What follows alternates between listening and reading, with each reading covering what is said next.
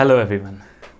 तो आज हम लोग देखेंगे रिफ्रैक्शन पोर्शन में हम लोग देखने वाले हैं कि लाइट रे अगर एक रेक्टेंगुलर ग्लास स्लैब से टकराता है और उससे बाहर निकल जाता है तो क्या होता है उसमें, है ना। ये हम लोग देखने वाले हैं। बेसिकली हम लोग समझने वाले हैं refraction through a rectangular glass slab. ठीक है, तो डायग्राम देखो, एक ग्लास स्लैब है, अब उसके थ्रू ना रिफ्रैक्शन होने वाला है। ठीक है, अब देखो रिफ्रैक्शन वगैरह अगर तुम्हारा बेसिक तुम जानना चाहते हो कि रिफ्रैक्शन है क्या, है ना, रेयरर से डेंसर में जाता है तो क्या होता है, डेंसर से रेयरर में जाने से क्या होता है, और है ना कॉजेज़ क्या है रिफ्रैक्शन का, तो इससे पहले वाले वीडियो को तुम देखो। ठीक है, तो ना एकदम क्लियर हो जाएगा रिफ्रैक्शन होता क्या है। आज हम लोग देखेंगे कि रेक्टेंगुलर ग्लास स्लैब से अगर रिफ्रैक्शन होता है तब क्या होने वाला है। ठीक है, तो चलो समझते हैं इसको। अब देखो यहाँ पे होने क्या वाला है, सबसे पहले तो यहाँ पे ना तीन मीडियम होने वाला। ठीक है, तीन बार लाइट ना रिफ्रैक्ट करेगा। सबसे पहले तो एयर से ग्लास में एंटर करेगा लाइट। ठीक है, और फिर ग्लास से ना एयर में एंटर करेगा। ठीक है, मतलब दो बार एयर में एंटर करने वाला है। मतलब यहाँ पे रिफ्रैक्शन देख रहे हो कितनी बार होगा। एक बार जब लाइट जब तुम्हारा एयर से ग्लास में इंटर करेगा तब रिफ्रैक्शन होगा, फिर ग्लास में इंटर किया, फिर ग्लास से जब बाहर आएगा ना तो एक बार रिफ्रैक्शन होगा। ठीक है, अब देखो जैसे ही लाइट रे ना ग्लास पे टकराता है तो वो जो लाइट रे टकराता है ना उसको हम लोग इंसिडेंट रे बोलते हैं। ये पहले भी हम लोग जानते हैं, है ना, ये पहले से हम लोग जानते हैं कि लाइट रे टकराता है ना उसको इंसिडेंट रे बोलते हैं, राइट। अब लाइट रे जब इंटर कर जाता है ना, ग्लास में इंटर कर जाता है तो वहाँ पे रिफ्रैक्शन होता है। ठीक है, तो वो जो है ना उसको हम लोग क्या बोल देंगे, रिफ्रैक्टेड रे। ठीक है, जब ग्लास के अंदर चला गया ना लाइट तो हम लोग क्या बोलेंगे, रिफ्रैक्टेड रे। अब देखो, अब भाई मीडियम चेंज हुआ है तो थोड़ा सा तो बेंड करेगा, और एयर मेरा क्या है, रेयरर मीडियम, और पहले से हम लोग जानते हैं, है ना, कि रेयरर से डेंसर में जब जाता है तो टुवर्ड्स द नॉर्मल बेंड कर जाता है लाइट रे। ठीक है, तो अंदर जो लाइट रे गया ना उसको बोलेंगे रिफ्रैक्टेड रे। ठीक है, याद रखना है इसको। अब होता क्या है, जब वो अंदर चला जाता है अब वो ना बाहर निकलता है। ठीक है, तो फिर से एक बार रिफ्रैक्शन होगा, और इस बार ग्लास से ना एयर में बाहर निकलता है वो लाइट रे। अब यहाँ पे डेंसर मीडियम से रेयरर में जा रहा है तो इस बार क्या होगा, away from the normal bend करेगा। ठीक है, तो ये हुआ। और ये जो बाहर लाइट रे निकलता है ना, यहाँ पे ध्यान देना, इसको बोलते हैं इमरजेंट रे। ठीक है, ये नया है तुम्हारे लिए। ठीक है, इंसिडेंट रे सबसे पहले जो एंटर किया, ठीक है, जो अंदर गया ना रिफ्रैक्ट होने के बाद ग्लास में उसको बोलेंगे रिफ्रैक्टेड रे, और जो बाहर निकलता है भाई, है ना, ग्लास से जो बाहर निकला मतलब third time, first second third time, उसको बोलेंगे इमरजेंट रे। ठीक है, अब हम लोग समझेंगे जैसे इंसिडेंट रे है ना और नॉर्मल है तो ये दोनों के बीच में जो एंगल बनता है ना उसको बोलते हैं एंगल ऑफ इंसिडेंस। ठीक है, पहले से भी हम लोग जानते हैं ये नॉर्मल और इंसिडेंट रे के बीच में जो एंगल बनता है उसको क्या बोलते हैं, एंगल ऑफ इंसिडेंट। ठीक है, एंगल ऑफ इंसिडेंस आई से रिप्रेजेंट करते हैं उसको। अब देखो जो एंगल रिफ्रैक्टेड रे और नॉर्मल के बीच में बनेगा ना उसको बोलेंगे एंगल ऑफ रिफ्रैक्शन। ठीक है, और देखो जो इमरजेंट रे है सबसे नीचे वाला, इमरजेंट रे और नॉर्मल के बीच में जो एंगल बनेगा उसको बोलते हैं एंगल ऑफ इमरजेंस। तो ये चीज़ ना थोड़ा सा ध्यान रखना है। ठीक है, ओके। अब देखो कुछ और चीज़ है इसमें, ठीक है, जो नया है।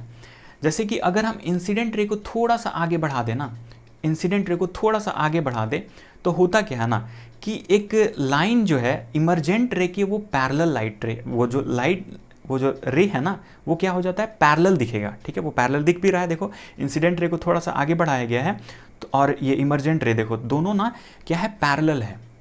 ठीक है, अब वो दोनों के बीच में अगर हम परपेंडिकुलर डिस्टेंस ले लेते हैं ना तो वो डिस्टेंस को बोलते हैं लैटरल डिस्प्लेसमेंट। ठीक है, तो यहाँ से एक क्वेश्चन बनता है, तुमसे पूछेगा ना कि व्हाट इज लैटरल डिस्प्लेसमेंट।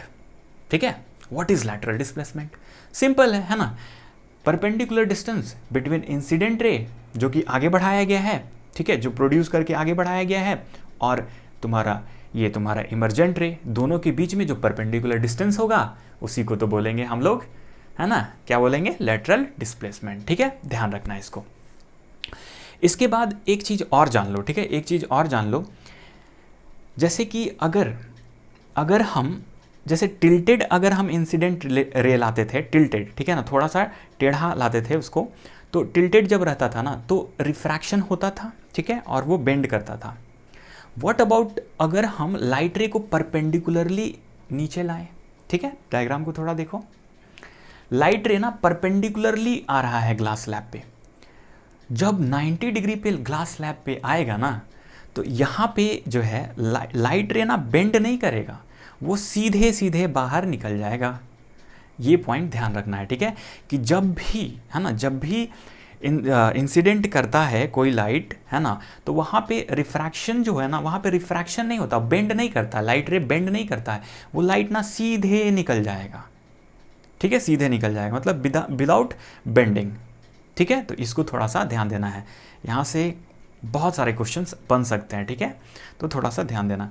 अब इसके रीज़न क्या है, तो रीज़न ये सिंपल है ना कि लाइट रे जब स्पीड आया ना तो दोनों टाइम जो लाइट रे आ रहा है दोनों का स्पीड सेम है, इधर से जो लाइट रे आया इधर से लाइट रे आया, दोनों का स्पीड सेम है, तो सेम टाइम में निकल गया। और पिछले वाले केस में जिसमें बेंड करता था उसमें याद होगा कि एक पहले इंटर करता था एक बाद में इंटर करता था, ठीक है। तो ये रीज़न के चलते ना 90 डिग्री पे जब भी लाइट रे हम गिराएंगे तो लाइट रे बेंड नहीं करेगा, वो सीधे स्ट्रेट मतलब वो पार हो जाएगा।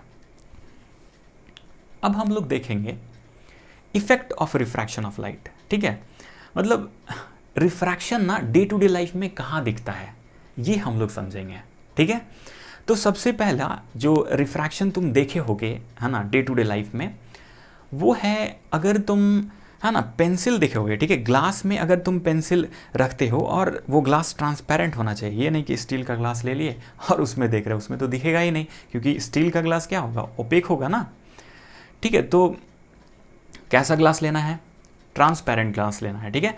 अब ट्रांसपेरेंट ग्लास अगर हम लेते हैं ना तो वो क्या होगा ना, जब हम साइड से देखेंगे तो वो टिल्टेड दिखेगा, ये तुम डायग्राम देखो, ठीक है, पेंसिल कैसा दिख रहा है, टिल्टेड दिख रहा है। तो ये टिल्ट क्यों हुआ, ये टिल्ट क्यों हुआ, ये रिफ्रैक्शन के कारण टिल्ट हुआ, ठीक है, ध्यान रखना है इसको। और देखो ये एक बच्चा है यहाँ पे, वो छड़ी नीचे डाला हुआ है, तो छड़ी भी उसको टेढ़ा, है ना, छड़ी कैसा दिख रहा है, थोड़ा टिल्टेड दिख रहा है, तो ये भी रिफ्रैक्शन के कारण दिखता है, ठीक है। दूसरा जो इफेक्ट हम लोग देखते हैं, जो दूसरा डे टू डे लाइफ में फिनोमिना रिफ्रैक्शन का हम लोग देखते हैं, वो हम लोग जब कोई कॉइन को ना ग्लास में रखते हैं, जैसे कोई कॉइन ले लो, है ना, एक ट्रांसपेरेंट ग्लास लेकर के शीशा वाला, और उसमें एक कॉइन डाल दो और उसको ना साइड से देखो, जब तुम साइड से देखोगे ना तो वो एक्चुअली में ना थोड़ा सा ऊपर दिखेगा, ठीक है, ऑब्जेक्ट जो है ना वो जहाँ पे हम रखते हैं उससे थोड़ा सा ऊपर दिखेगा, ठीक है। तो an object placed under water appears to be raised, ठीक है, जब हम पानी के अंदर रखते हैं तो वो थोड़ा सा उभरा हुआ दिखेगा, मतलब ऊपर दिखेगा, ठीक है। तो ये भी क्यों होता है, रिफ्रैक्शन के कारण होता है। डायग्राम देख सकते हो, ये सब लोग, है ना, बचपन में हम लोग किए हैं कि ऐसा क्यों दिखता है, तो भाई सिंपल रीज़न है, रिफ्रैक्शन के कारण ऐसा दिखता है, ठीक है। ऐसे हम साइड से देखेंगे तब, ये नहीं कि ऐसा 90 डिग्री पे नहीं, थोड़ा सा साइड से देखना है, साइड से देखोगे तब तो रिफ्रैक्शन होगा ना, हम 90 डिग्री पे देखोगे तब तो रिफ्रैक्शन होने वाला नहीं है, तब तो भाई दिखेगा ही नहीं।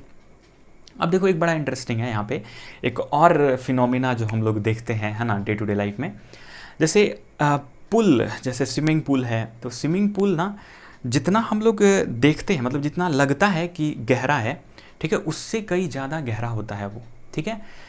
तो ये भी होता क्यों है, ये भी रिफ्रैक्शन के कारण होता है, ठीक है। अब देखो ये जो बच्चा है ये स्विमिंग करने वाला है, ठीक है ना, अब ये स्विमिंग करने वाले पहले ऊपर से देख रहा है, ठीक है, ये ऊपर से देख रहा है कि हाँ भाई, है ना, ये तो कम गहरा है, चलो स्विमिंग कर सकते हैं, लेकिन इसको एक्चुअली में नहीं पता है कि कितना गहरा है वो, है ना। ये हम लोग को ना पानी थोड़ा सा ऊपर दिखता है, ठीक है, वो जो पानी नहीं, सतह जो उसका डेप्थ है वो थोड़ा सा ऊपर दिखेगा, ठीक है। तो कभी भी, है ना, ऐसे ही अगर आप नहीं जानते हो कि कितना गहरा है वो, है ना, वाटर बॉडी, तो उसमें छलांग नहीं लगाना चाहिए, ठीक है। क्यों नहीं लगाना चाहिए, समझ में आ गया, क्योंकि हम लोग को लगता है ना कि नीचे वाला चीज़ जो है वो ऊपर आ गया है, मतलब गहरा कम होगा, लेकिन एक्चुअली में वो ज़्यादा गहरा होता है, ठीक है। वो नीचे वाला जो उसका बॉटम होता है ना वो थोड़ा सा ऊपर हम लोग को दिखता है, इसलिए स्विमिंग पूल का जो डेप्थ होता है, ठीक है, जो हम लोग को दिखता है वो एक्चुअली में उससे ज़्यादा डेप्थ होता है, ठीक है। इसलिए कभी भी ऐसा चांस नहीं लेना है, ठीक है। चलो देख लो, एक नोट पॉइंट भी है, we should be careful while entering a swimming pool because the water in it will be deeper than it appear to be. मतलब जितना हम लोग को दिखता है ना उससे ज़्यादा पानी मतलब गहरा होता है, वो ज़्यादा डीपर होता है। तो ये चीज़ भी थोड़ा सा ध्यान में रखना है। ओके, तो अब हम लोग समझेंगे कि ये क्वेश्चन हम लोग कुछ देखने वाले हैं। बहुत सिंपल क्वेश्चन है कि स्पीड ऑफ लाइट क्या होता है एयर में। तो सिंपल है, 3 × 10⁸ मीटर पर सेकेंड। इसके बाद थर्ड क्वेश्चन जो है ये मेरा है कि ray of light passes from a medium X to another medium Y. एक मीडियम एक्स है, एक मीडियम वाई है, एक लाइट रे पास करता है एक्स से वाई की तरफ। No refraction of light occurs if the ray of light hits the boundary of medium Y at an angle of. कोई रिफ्रैक्शन नहीं हुआ, लाइट बेंड नहीं किया, तो बता सकते हो कितने एंगल पे वो लाइट गया होगा। ठीक है, आई होप कि इसका आंसर तो है ना आ गया होगा दिमाग में। चलो ठीक है, तो कमेंट कर दो भाई इसका आंसर। ठीक है, सो मिलते हैं अगले वीडियो में। चलो, थैंक यू, पढ़ाई करते रहो।